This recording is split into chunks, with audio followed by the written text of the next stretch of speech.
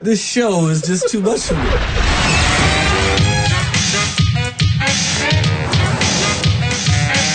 Everybody Hates Chris does not look like any of... It looks more like The Wire or Homicide than it does like any sitcom you've ever seen.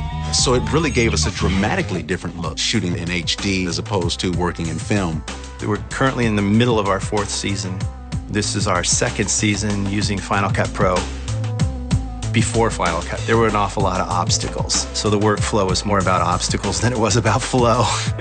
We do a lot of post-work on this show. We shoot a lot. We've had upwards of 50 or 60 scenes that we would shoot in a given episode. That's a lot of material with a couple of cameras. So the amount of footage that our editors are dealing with on a weekly basis can be quite a lot. We had dailies costs that were running $25,000 a week. We brought that down by going to Final Cut to $3,000.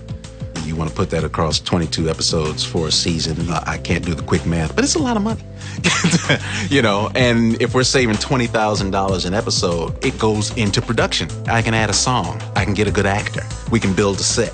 We have some other thing that we can do with that money because we always put it right back up on the screen.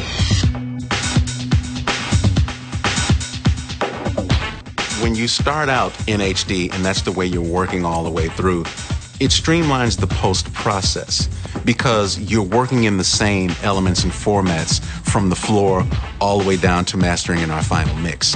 It's shot in high definition, we're working in high definition. It's shot 16:9, we're looking at 16:9. It's shot at 24 frames a second, we're looking at it at 24 frames a second. There's no back and forth between standard def and high def or anything like that.